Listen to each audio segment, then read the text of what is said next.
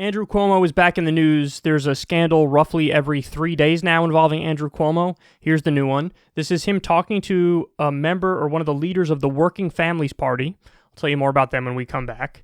And he's looking for their endorsement. They're a party that's to the left of the Democrats, generally speaking. Look at this back and forth. Look at the tactics he uses, and look at the kind of guy he is.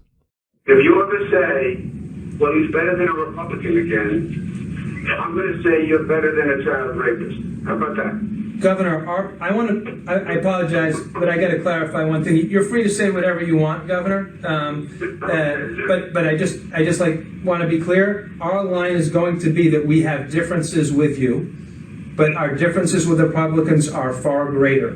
I think you're better than a child rapist. Now, conservatives are flipping out about this because they're saying you're comparing us to child rapists. I mean, I guess, but it's an analogy, so he's not really saying that they're like child rapists. He's just saying, here's one bad thing who I don't agree with. Here's another bad thing that nobody agrees with, and there's an extreme version of that. It's very hyperbolic, very over the top. So that's not the part that is upsetting to me. I think that people are being a little too sensitive about that angle of it. The thing that's astonishing to me is he feels entitled to unconditional fawning support. He feels entitled to have the Working Families Party basically have no reservations about supporting him. Now, listen, the Working Families Party, they are a party that's to the left of the Democrats. They often endorse Democrats, but they're to the left of the Democrats. And in 2016, they endorsed Bernie Sanders. I think in 2020, they endorsed Elizabeth Warren. There was a big scandal over that because, membership wanted Bernie, leadership wanted Warren, and they went with Warren. Anyway, it's a mess. But still, even though they have giant issues and they're not the best, they're still to the left of the Democrats to some extent. And so, there's many things they could point to about Cuomo. This is back in 2018 that they don't like. In fact, I think by that point, he already had the corruption commission that he started, and then the commission started looking into him and his cronies, and then he shut the whole thing down. Yeah, when the Working Families Party sees something like that, they're not just going to unconditionally support you and act like you're better than you are. But look at him. This is how he approaches politics.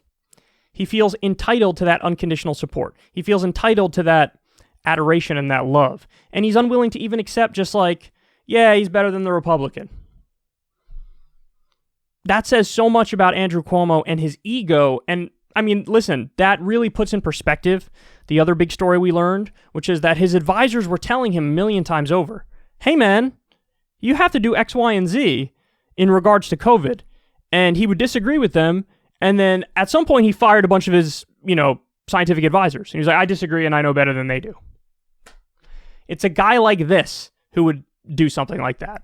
And it's arrogance and bluster that has incredibly negative consequences.